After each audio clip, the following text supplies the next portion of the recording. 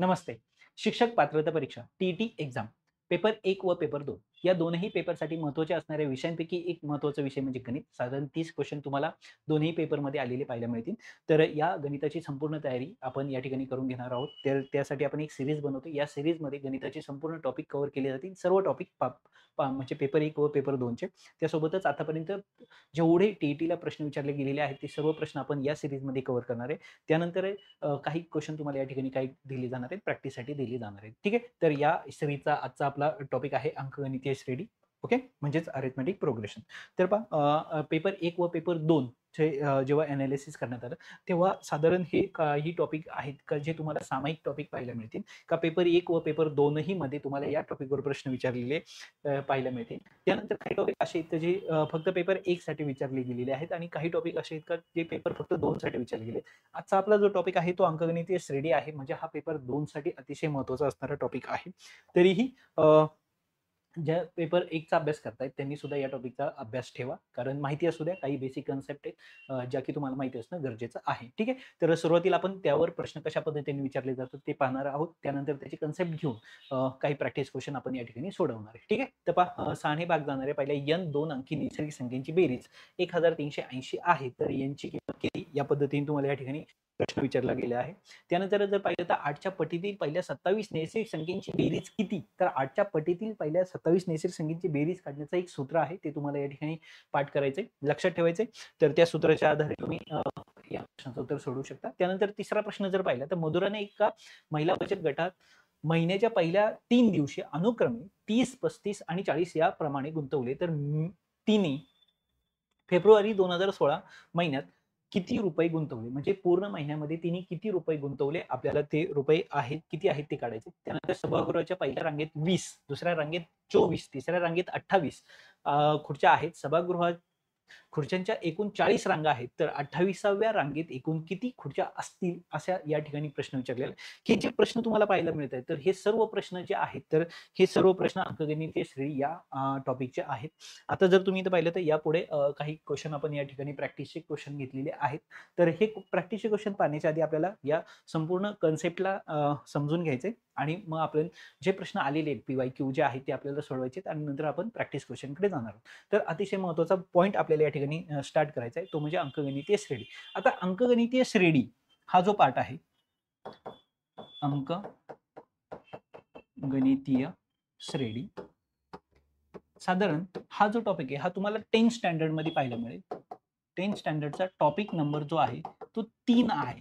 या टॉपिकचा जरी तुम्ही व्यवस्थित अभ्यास केला तरी तुम्हाला हा या टॉपिकवर विचारले जाणारे प्रश्न सोडवता येतील. ठीक आहे. तर सर्वात महत्त्वाचं अंकगणितीय श्रेणी काय प्रकार आहे, त्यानंतर त्याची टर्म कोणतेही पद कसं काढायचं असतं, 4थं 5वं 6वं आणि त्यांची बेरीज कशी करायची हे आपण ठिकाणी पाहणार आहोत. ठीक आहे.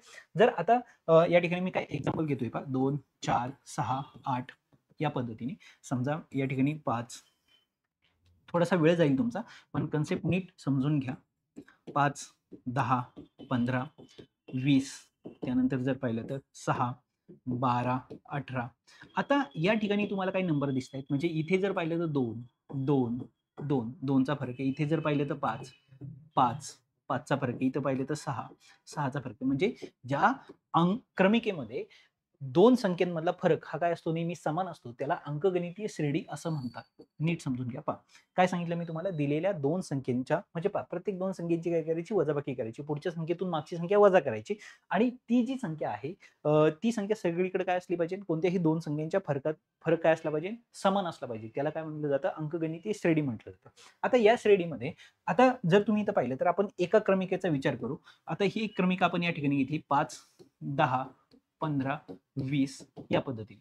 आता इथे जर पाहिलं तर हे आहे तुमचं पहिलं पद, हे आहे तुमचं दुसरं पद, हे आहे तुमचं तिसरं पद, हे आहे तुमचं चौथं पद. ओके. आता तुम्हाला सांगितलं का या क्रमिकेमध्ये मला एक 60 नंबरला कोणतं पद येईल, म्हणजे 60व्या नंबरला कोणता अंक येईल, म्हणजे T60 या ठिकाणी कोणता नंबर असेल असं आपल्याला या ठिकाणी विचारलं. लक्षात, म्हणजे हे पहिलं पद, दुसरं, तिसरं, चौथं असं 60व्या क्रमांकाचं पद नक्की कोणतं असेल. तर या ठिकाणी आपल्याला असा प्रश्न जर विचारला तर आणि ते आपल्याला काढायचं असेल तर त्यासाठी आपल्याला एक महत्त्वाचं सूत्र या ठिकाणी लक्षात ठेवायचं आणि ते सूत्र आहे TN बरोबर A+ n-1 इंटू डी. आता या ठिकाणी हे सूत्र तुम्हाला लक्षात ठेवायचं. आता इथे जर पाहिलं तुम्ही तर टी म्हणजे काय, ए म्हणजे काय, त्यानंतर डी म्हणजे काय, हे या ठिकाणी आपल्याला समजून घेणं अतिशय महत्त्वाचं आहे. उदाहरणावरून तुमच्या लक्षात येईलच पहा.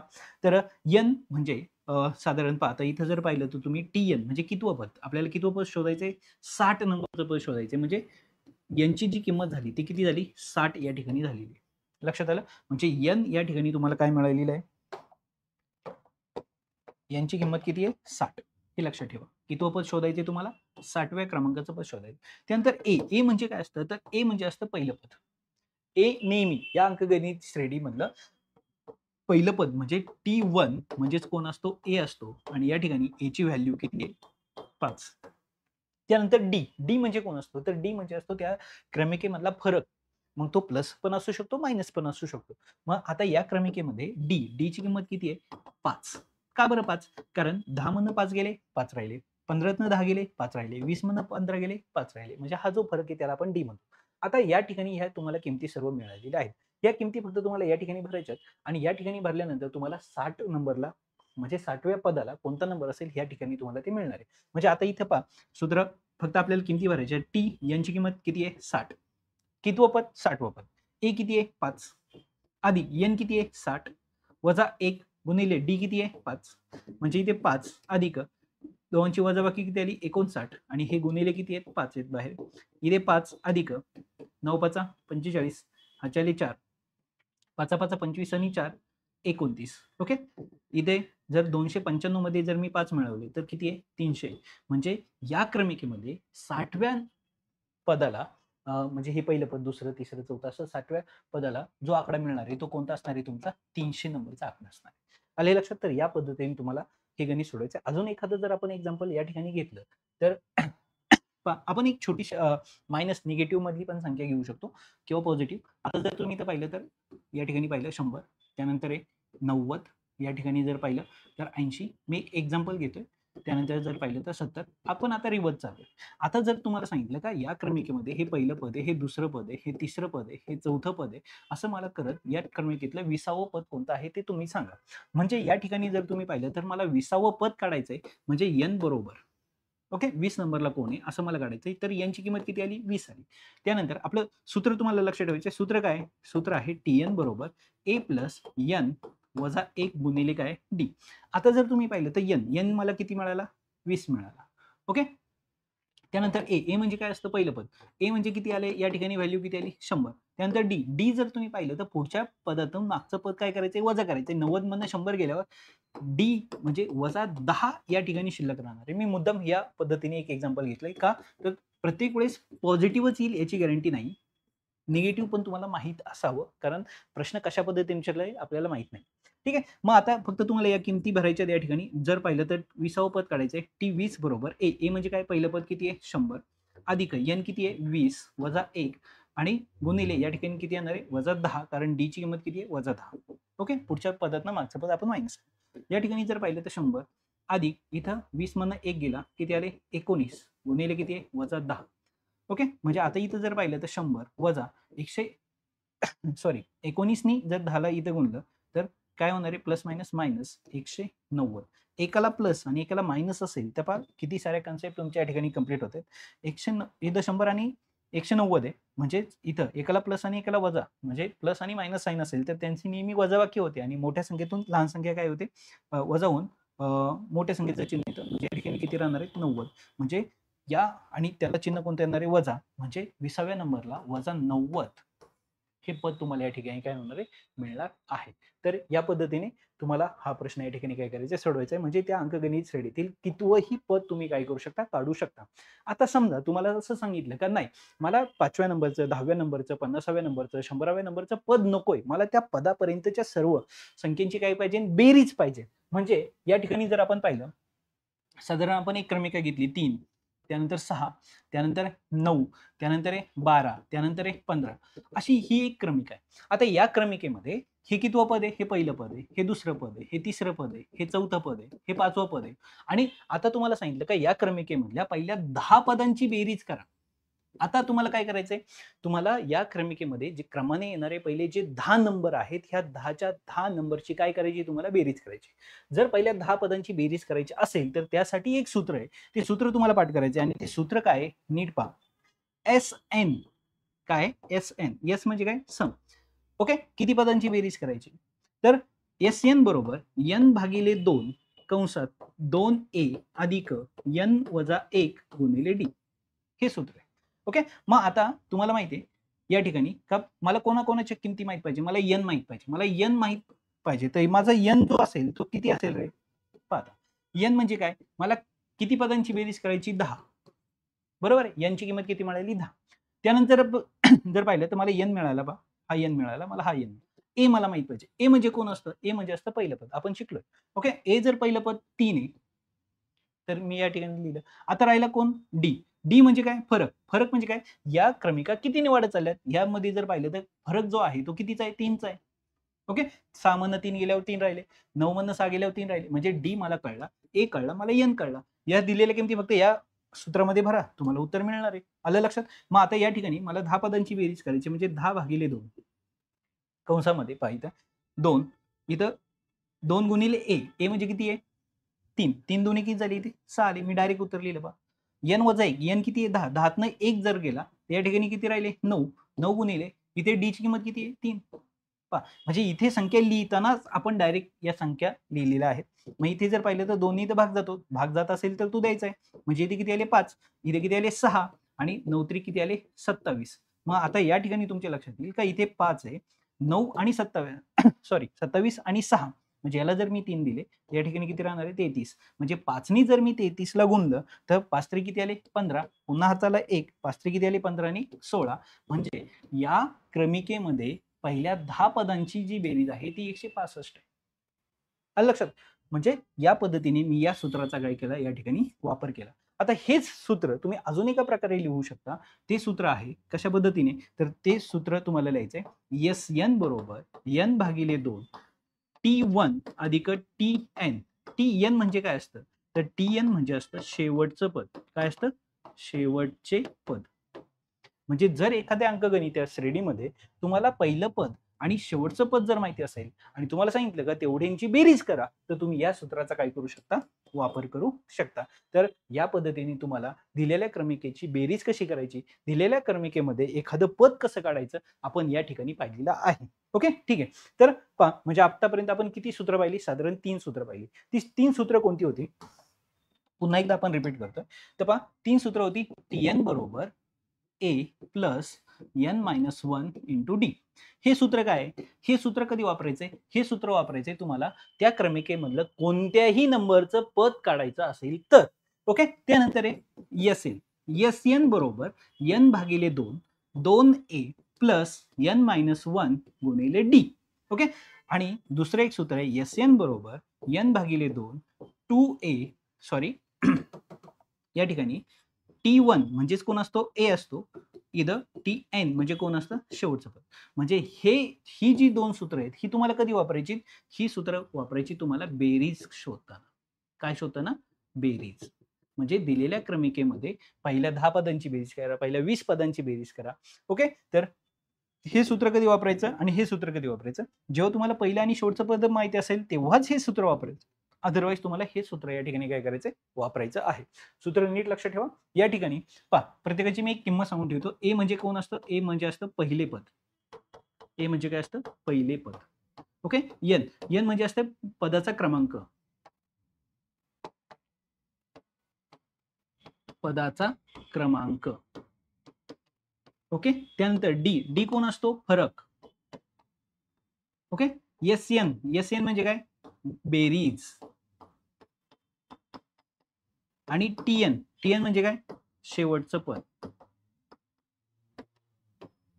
किंवा तुम्हाला कितव्या नंबरचं पद काढायचंय?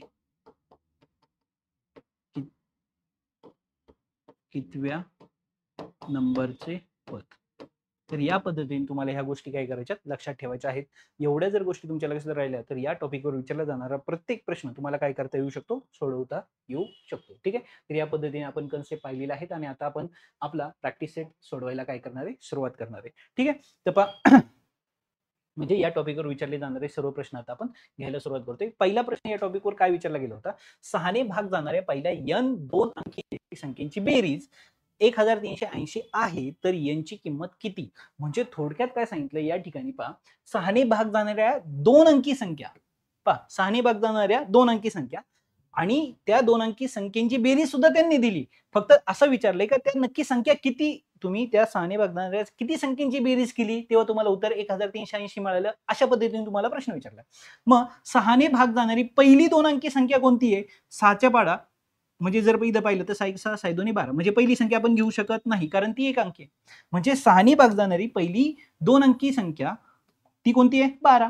12 नंतर काय येणार आहे? 18. 18 नंतर काय येणार आहे? 24. 24 नंतर काय येणार आहे? 30. तर या पद्धतीने हे आहे तुमचं पहिलं पद, हे आहे तुमचं दुसरं पद, हे आहे तुमचं तिसरं पद, हे आहे चौथं पद. असं तुम्ही किती पदांची बेरीज केली तेव्हा तुम्हाला ते उत्तर मिळालं. लक्षात आलं? ठीक आहे. म्हणजे आपल्याला थोडक्यात काढायची कोणाची किंमत? n ची किंमत काढायची. मला किती पदांची बेरीज करावी लागली? म्हणजे थोडक्यात आता तुम्हाला या ठिकाणी पहा, तुम्हाला सूत्र जे वापरायचे बेरजेचं सूत्र आहे. आता बेरजेचं सूत्र कोणतं आहे? बेरजेचं सूत्र माहिती तुम्हाला? SN बरोबर SN बरोबर n भागिले 2 कंसात 2a plus n minus 1 into D. Okay, या पद्धतीने मला या सूत्राचा वापर करून उत्तर काढायचंय. मग आता या ठिकाणी मला कोणाची गरज आहे? मला n माहित नाहीये, मला n काढायचा आहे. किती पदांची बेरीज केली? त्यानंतर मला कोण माहिती आहे? a माहिती आहे मला. a कोण आहे? 12. त्यानंतर जर तुम्ही विचारलं मला तर डी किती आहे? डी किती असणार आहे? 6. कारण ह्या दोन संख्येमध्ये फरक जर पाहिला, 18 12 गेल्यावर किती राहिले? 6. 24 मधून 8 गेल्यावर किती राहिले? 6. म्हणजे डी ची किंमत किती आहे या ठिकाणी? 6 आहे. ओके, मग 1380 हे काय आहे? तर ही सर्व पदांची काय दिलेली आहे? बेरीज दिलेली.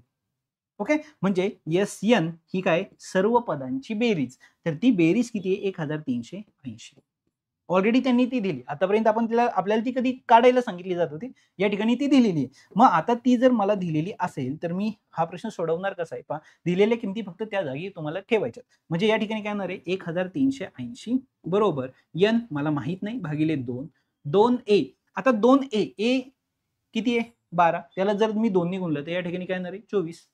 ओके, अधिक n वजा 1 मला माहित नाही n वजा 1 किती आहे, कारण मला nच माहित नाही. म्हणजे या ठिकाणी n वजा 1 तसंच, पण डी मला माहिती आहे. डी किती आहे? 6.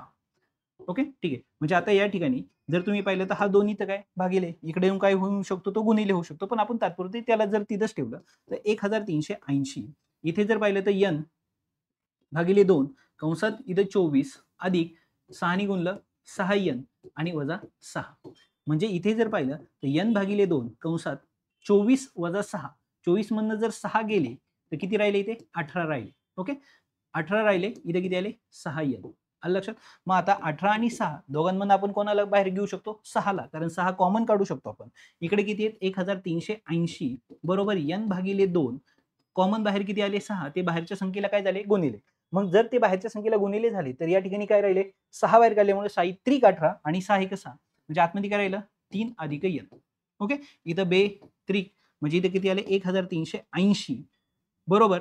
ओके, आता इथे जर तुम्ही पाहिलं तर n कोणाला? 3n आतमध्ये काय? n अधिक आपण काय लिहूया? 3. 3 अधिक n अधिक 3. हा जो 3 आहे त्याला आपण इकडे भागिले पाठवू शकतो. म्हणजे 1380 एखादं गणित असणार आहे जे मोठं असणार आहे, लेंदी असणार आहे, ते तुम्हाला सॉल्व्ह या पद्धतीने करावं लागणार आहे. ओके, आतमध्ये जर इथं पाहिलं तर 3ला मी इकडे पाठवलंय. आता हा जो 3 आहे आतमध्ये जाईल तो काय होईल? 3चा वर्ग. हा 3 इथे गेला अधिक 3n. ओके, आता जर मी इथे याला भागलं तर तुमच्या लक्षात येईल काय होणार आहे? 3 चोक 12 एक उरला, 3 सक 18. ओके, आणि 0 यांचा वर्ग अधिक 3n इकडे किती आले? 60. 460.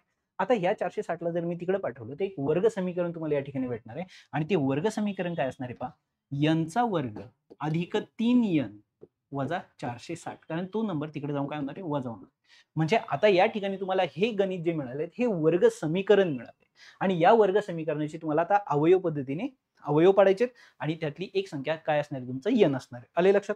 ठीक आहे, तर अवयव कसे पाडणार आहे तुम्ही? आता जर तुम्ही याला बारकाईने पाहिलं तर गुणाकार किती आला पाहिजे? 460. नसेल तर तुम्हाला दुसरी मेथड माहिती आहे कोणती? अवयव पद्धत, सॉरी सूत्र पद्धत. तर सूत्र पद्धतीने तुम्ही हा प्रश्न सोडवू शकता. पण जर तुम्ही इथं पाहिलं तर 460 ही कोणाच्या जवळची वर्ग संख्या आहे? तर ही जी वर्गसंख्या आहे ही 20च्या जवळची वर्गसंख्या आहे का, कारण 20चा वर्ग 400. मग जर ती 20च्या जवळची तर आपण पहा त्या दोन संख्येचा गुणाकार 460 आला पाहिजे, पण बेरीज त्यांची वजाबाकी बेरीज जी आहे ती किती आली पाहिजे, 3 आली पाहिजे.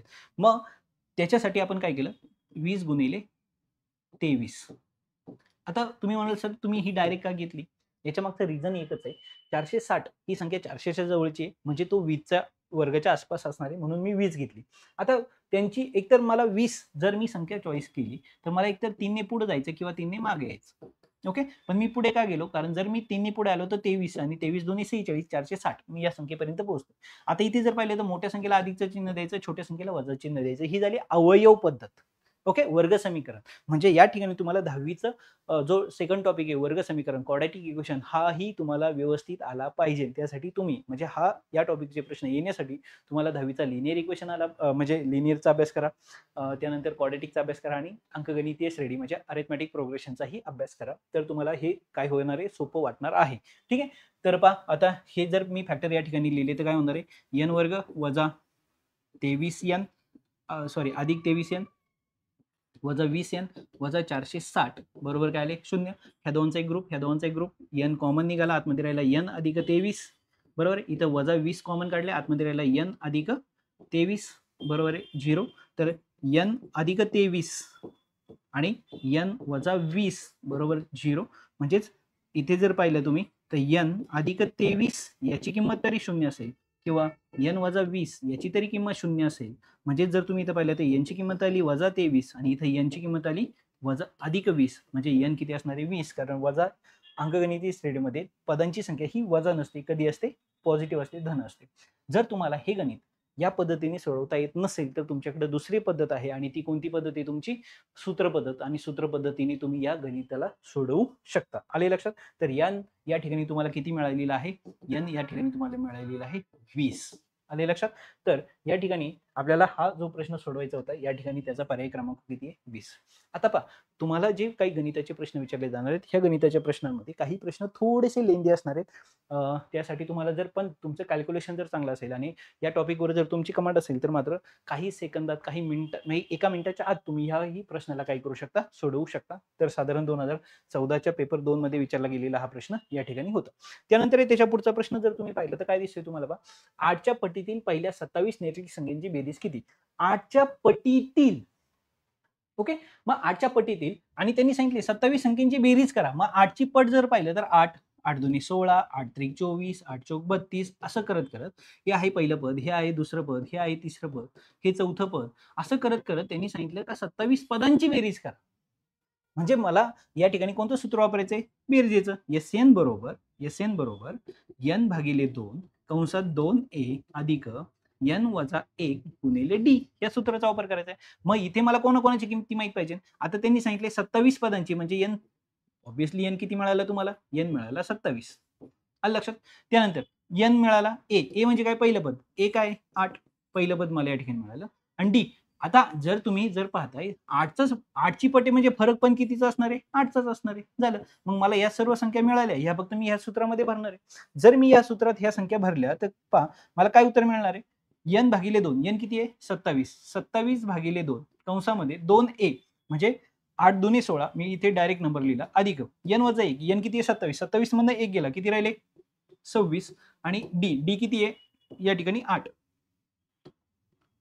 ओके, ठीक आहे. म्हणजे या ठिकाणी जर तुम्ही पाहिलं तर 27 ला भाग जात नाही 2, हे आहे आपण तसंच ठेवलं, हे झाले 16 आणि 8 नी इथं जर गुणलं 26 ला तर 8 सक 48, 4 8 दुनी 16, ओके, 8 दुनी 16 आणि 4 20. ओके, ठीक आहे, डन. म्हणजे या ठिकाणी जर पाहिलं तुम्ही तर काय उत्तर येणार आहे, 27 भागिले 2 कंसामध्ये 16 आणि 8 म्हणजे 224, किती आले 224. आता दोन्ही तुम्ही त्या ठिकाणी भागू शकता, बेकबे बेकबे आणि बेदोनी 4, म्हणजे 27 गुणिले 112. आलं लक्षात. मग आता 27 गुणिले जर तुम्हाला 112 करायचे, 27 दोन्ही किती आले 54, हाचे आले 5, 27 एक 27, 27 आणि 5 32, ओके 32, हाचे आले 3, 27 एक 27 आणि 3 30, म्हणजे 3024 ही काय या अंकगणित श्रेणीतील पहिल्या 27 पदांची काय बेरीज आहे 3024. तर पर्याय क्रमांक काय डी. ओके, आले लक्षात? तर या पद्धतीने तुम्हाला हे गणित सोडवायचे, त्यासाठी हे सूत्र तुम्हाला पाठ करणं खूप गरजेचं आहे. आले लक्षात? त्यानंतर आहे त्याच्या पुढचा प्रश्न. त्या पुढचा प्रश्न काय दिलाय पहा, मधुराने एका महिला बचत गटात महिन्याच्या पहिल्या 3 दिवशी अनुक्रमे 30, 35 आणि 40 म्हणजे अंकगणितीय श्रेणी तुमच्या लक्षात आली. 30, 35 आणि 40 या पद्धतीने, म्हणजे वाढ कितीनी होतीये? 5 नी. कितीनी वाढ होती या ठिकाणी? 5 नी वाढ होती. ओके, याप्रमाणे गुंतवली तर तिने फेब्रुवारी 2016 महिन्यात, आता 2 फेब्रुवारीचा महिना आहे, फेब्रुवारीमध्ये साधारण दिवस किती असतात? 28. पण तो जर 2016चा आहे तर तो लीप इयरचा आहे, आणि लीप इयरला फेब्रुवारीमध्ये किती दिवस असतात? 29. म्हणजे आपल्याला तिने अशी जी गुंतवणूक केली ती 29 दिवसांची केली. म्हणजे ही झाली पहिल्या दिवसाची गुंतवणूक, ही झाली दुसऱ्या दिवसाची गुंतवणूक, ही झाली तिसऱ्या दिवसाची गुंतवणूक. असं करत करत तिने किती 29 दिवस पैसे गुंतवले, आणि आपल्याला सांगितले का त्या पूर्ण 29 दिवसामध्ये तिने नक्की किती गुंतवले. तर आपल्याला सूत्र पुन्हा आपलं काय? SN बरोबर n भागिले 2 कंसामध्ये 2a अधिक n वजा 1 गुणिले d. मग आता पहा तुम्ही काय दिसते तुम्हाला का n किती आहे? n म्हणजे किती? 29, कारण मला 29 दिवसांची पूर्ण गुंतवणूक काढायची आहे. त्यानंतर जर पाहिलं तर a म्हणजे पहिलं पद ते आहे 30. ओके, आणि जर अजून मला कोणाची गरज आहे? d म्हणजे काय? फरक जर तुम्ही पाहिलं तर तो फरक कितीचा आहे? 5 चा आहे. ओके, संख्या कितीने वाढत चालली? 5 ने वाढत चाललेली या ठिकाणी. मग मला सर्व किमती मिळाल्या, त्या फक्त मला या सूत्रामध्ये ठेवायच्यात आणि सोडवायचे. n किती आहे? 29. म्हणून या ठिकाणी मी 29 भागिले 2 केलं. इथं 2a म्हणजे ह्या 2 ला मी a ला 2 नी गुणलं म्हणजे 30 दोन्ही इथे किती आले? 60 अधिक n वजा 1 म्हणजे 29 वजा 1 म्हणजे किती आले? 28. आणि d किती आहे? 5. आले लक्षात? ठीक आहे. म्हणजे या ठिकाणी काय झालं पहा, 29 भागिले 2 कंसामध्ये 60 अधिक जर 5 नी इथं मी गुणलं, 8 पंचे किती आले? 40. 8 आले 4, 5 दोन्ही 10, 10 आणि 4 14, 140. मग आता यांची जर बेरीज केली तर काय होणार आहे ती? 29 भागिले 2, 60 आणि 140 किती आले? 200. किती आले? 200. दोन्ही जर मी इथं भागलं तर 29 गुणिले किती होणार आहे? 100. आणि 29 नी जर गुणलं तर 29 एक 29 आणि हे 2 शून्य म्हणजे 2900. तर साधारण तिने 2900 रुपये फेब्रुवारी महिन्यामध्ये, फेब्रुवारी 2016 मध्ये साठवलेले आहेत त्या महिला बचत गटामध्ये. आले लक्षात? तर या पद्धतीने तुम्हाला हा प्रश्न या ठिकाणी काय करायचा होता? सोडवायचा. सूत्र लक्षात आलं असेल मला वाटतं तुमच्या. या सूत्राच्या साहाय्याने तुम्हाला पहा, जेवढी तुम्ही जास्तीत जास्त प्रॅक्टिस कराल तेवढे तुम्हाला सूत्र काय वाटणार आहे? सोपं वाटणार आहे. ठीक आहे, तर पाहूया आपण त्याच्या पुढचा प्रश्न. एका सभागृहाच्या पहिल्या रांगेत 20, दुसऱ्या रांगेत 24 आणि तिसऱ्या रांगेत 28 खुर्च्या आहेत. पहा, पहिल्या रांगेत किती आहेत? 20, त्यानंतर 24, त्यानंतर 28. म्हणजे तुमच्या लक्षात आलं का ही अंकगणितीय श्रेणी आहे, कारण खुर्च्या कितीने वाढ होत चाललेली आहे? 4 ने. म्हणजे या ठिकाणी जर मला विचारलं a किती आहे? 20, d किती आहे? 4. ठीक आहे, तर पहा आहेत सभागृहात खुर्च्या एकूण 40 रांगा आहेत. टोटल रांगा किती आहेत? म्हणजे ही झाली पहिली रांग, दुसरी रांग, तिसरी रांग, अशा करत करत टोटल रांगा किती आहेत? 40 रांगा आहेत, म्हणजे टी 40 आहे. तर 28व्या रांगेत एकूण किती खुर्च्या आहेत? म्हणजे थोडक्यात तुम्हाला काय सांगितलंय? 28 नंबरच्या रांगेमध्ये फक्त 28 नंबरला किती खुर्च्या आहेत हे तुम्हाला विचारलंय. पहिल्या रांगेत किती आहेत? 20, दुसऱ्या रांगेत 24, तिसऱ्या रांगेमध्ये 28. म्हणजे हा आहे T1, हा T2, हा T3, असं T28 किती आहे? म्हणजे या ठिकाणी आपल्याला कोणतं सूत्र वापरायचंय? फर्स्ट वाला. ओके, म्हणजे या ठिकाणी मला 28व्या रांगेतल्या खुर्च्या काढायच्यात, म्हणजे n किती आला? 28. आले लक्षात? मग आता माझं सूत्र कोणतं वापरणार आहे मी या ठिकाणी? जर सूत्र पाहिलं तर ते सूत्र आहे Tn बरोबर a plus n minus 1 into d. Actually मला अंकगणितीय श्रेणीमध्ये आहेत किती सूत्र? फक्त 2च. तीच फक्त तुम्हाला या ठिकाणी काय करायची? वापरायची. मग Tn म्हणजे टी किती आहे इथं? 28 बरोबर. a किती आहे? 20 अधिक n वजा 1 म्हणजे किती? 28 वजा 1. इथं मी किती लिहिले? 27. डायरेक्ट केलं, कारण 28 n मला माहिती आहे. जर 28 आहे तर 1 वजा केलं, आणि d किती दिलेलं आहे त्यांनी? 4. म्हणजे या ठिकाणी जर पाहिलं तर 20 अधिक 27 दोन्ही 54, 27 त्रिक आणि 4 54 आणि 54 गुणिले 2 म्हणजे 108. किती होणार? 108. म्हणजे 108 मध्ये जर मी 20 मिळवले तर 18 आणि 28 तर 228 खुर्च्या रांग कितव्या? 28व्या रांगेत असणार आहेत. सॉरी, 128, 228 नाही 128, 108 आणि 20, 128. तर पर्याय क्रमांक कोणता असणार आहे? 1. तर या पद्धतीने तुम्हाला हा प्रश्न या ठिकाणी काय करायचा होता? सोडवायचा होता. म्हणजे साधारण आपण या ठिकाणी किती सूत्र पाहिली? आपण 2च सूत्र पाहिली. जर मला कोणत्याही त्या म्हणजे TN बरोबर काय? n वजा 1 गुणिले d आणि SN बरोबर n भागिले 2, 2a अधिक n वजा 1 गुणिले d. ओके, या दोन सूत्रांच्या आधारे मी हा टॉपिक काय केलेला आहे? सोडवलाय. या ठिकाणी अजून एक सूत्र आहे n भागिले 2, 2a प्लस इथे T1 प्लस T2 म्हणजे सॉरी TN. ओके, मला शेवटचं पद आणि पहिलं पद माहिती असेल तर मी ह्याही सूत्राचा काय करू शकतो? बेरीज करताना वापर करू शकतो. तर साधारण या सूत्रांच्या आधारे तुम्हाला हा टॉपिक काय करायचा आहे? सोडवायचा आहे. अतिशय महत्त्वाचा टॉपिक आपण या ठिकाणी पाहिलेला आहे अंकगणितीय श्रेणी. तर कशा पद्धतीने तुम्हाला पहिली गोष्ट अंकगणितीय श्रेणी म्हणजे काय हे तुम्हाला लक्षात आलं असेल का? त्यांच्यामधला फरक काय असतो? समान असतो. त्यानंतर आहे अंकगणित श्रेणीतलं कितवंही क्रमांकाचं पद जर तुम्हाला काढायचं असेल तर तुम्ही या पद्धतीने वापर करू शकता. हे आहे TNचं सूत्र. त्यानंतर दिलेल्या अंकगणित श्रेणीमध्ये तुम्हाला जर त्या पदांची बेरीज करायची असेल तर तुम्हाला या पद्धतीने या सूत्राचा या फॉर्म्युलाचा वापर करायचा आहे. तर या पद्धतीने या टॉपिकमध्ये ही 3च सूत्र तुम्हाला आणि A ची व्हॅल्यू n म्हणजे काय, D म्हणजे काय, SN, TN. तर हे या सर्व ठिकाणी लिहिलेलं आहे. याचा स्क्रीनशॉट घ्या. त्यानंतर जर पाहिलं तर काही प्रश्न मी तुम्हाला या ठिकाणी प्रॅक्टिससाठी दिलेले आहेत. ते तुम्हाला सोडवायचे. तर पहा 10च्या पटीतील पहिल्या 25 निर्देशित संख्येची बेरीज किती? मग 10ची जर पट असेल तर काय असणार आहे? 10, 20, 30 या पद्धतीने. आणि तुम्हाला किती संख्यांची बेरीज करायची? 25 संख्येची. म्हणजे हा झाला T1, हा झाला T2, हा झाला T3 असं T25 पर्यंत सर्व संख्यांची काय करायची आहे? बेरीज. म्हणजे SNचं सूत्र तुम्हाला या ठिकाणी वापरायचं आहे. n भागिले 2, 2a अधिक n वजा 1 गुणिले d. ओके, म्हणजे या ठिकाणी जर तुम्ही पाहिलं तर a ची व्हॅल्यू किती आहे? 10. n ची व्हॅल्यू किती आहे? 25. कारण टोटल पदांची किती बेरीज करायची? 25. आणि d किती आहे? 10. कारण यांच्यामध्ये फरक किती आहे? 10चा आहे. तर या पद्धतीने ह्या किमती उचला. ह्या फॉर्म्युल्यामध्ये ठेवा. तुम्हाला या ठिकाणी उत्तर मिळेल. ते उत्तर तुम्ही मला कमेंट बॉक्समध्ये पाठवणार आहात. ठीक आहे? तर या पद्धतीने तुम्हाला हा एक क्वेश्चन मी या ठिकाणी प्रॅक्टिससाठी दिलाय. त्यानंतर जर तुम्ही पाहिलं तर 2, 5, 8 या श्रेणीतील पहिल्या 30 पदांची बेरीज. मला वाटतं हा प्रश्न तुम्हाला आता जमायला हवा. ओके, हा तुमचा होमवर्क आहे. त्यानंतर पहा एक प्रश्न या ठिकाणी आपण घेतलाय. प्रश्न असा आहे की एका शेतकऱ्याने दररोज खताचा वापर वाढत्या प्रमाणात केला. पहिल्या दिवशी त्यांनी 4 किलो खत वापरलं, दुसऱ्या दिवशी 7 किलो वापरलं, तिसऱ्या दिवशी 10 किलो वापरलं. म्हणजे 4, त्यानंतर 7, त्यानंतर 10. तर 30 दिवसात त्यांनी किती किलो खत वापरलं? म्हणजे 30 दिवसांची काय करायची? त्याची बेरीज करायची आहे. मला वाटतं हाही प्रश्न तुम्हाला जमायला काही हरकत नाहीये. कारण आता तुमच्या लक्षात आले ना की आपल्याला सूत्र कोणतं वापरायचंय? A म्हणजे काय, D म्हणजे काय, N म्हणजे काय, SN म्हणजे काय, TN म्हणजे काय, ह्या सर्व किमती आता तुमच्या लक्षात आलेल्या आहेत. तर या सर्व किमतींचा वापर करून तुम्हाला या शेतकऱ्यांनी 30 दिवसामध्ये किती खत वापरलं हे तुम्हाला काय करायचंय? शोधायचंय. अशा पद्धतीने मी या ठिकाणी तुम्हाला 3 क्वेश्चन प्रॅक्टिससाठी दिलेले आहेत. तर हे सोडवायचे आहेत. तर या ठिकाणी आपला अंकगणितीय श्रेणी हा टॉपिक कंप्लीट झालेला आहे. थोडासा वेळ लागला, थोडासा मोठा लेंदी टॉपिक आहे. पण आणि सोडवायला पण थोडंसं तुम्हाला 1 मिनिटं ही वेळ म्हणजे 1 मिनिटापेक्षा कमीच वेळ लागणार आहे. जर तुम्हाला या टॉपिकवर तुमची व्यवस्थित कमांड आली तर फक्त समजून घ्यायला थोडासा तुम्हाला जड जाईल. कारण आतापर्यंत बऱ्याच ठिकाणी आपण याचा अभ्यास कधी केलेला नसतो म्हणून. तर बाकीचे जसे टॉपिक तुमच्या ओळखीचे आहेत तसा हाही थोडासा अनोळखी टॉपिक आहे म्हणून थोडंसं वेगळं वाटेल. पण मला वाटतं का टॉपिक एकदम सोपा आहे आणि तुम्हाला त्या पद्धतीने त्याचे फक्त 2च सूत्र पाठ करायचे.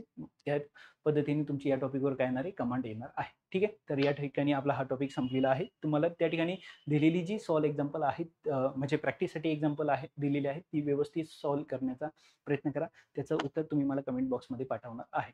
तर अशाच पद्धतीने आपण संपूर्ण गणित या ठिकाणी कव्हर करणार आहोत. झालेले टॉपिक पाहून घ्या आणि येणारे जे टॉपिक आहेत ते सुद्धा पहा आणि मॅथ्सचा चांगल्या पद्धतीने अभ्यास करा. All the best. चांगले मार्क पाडा.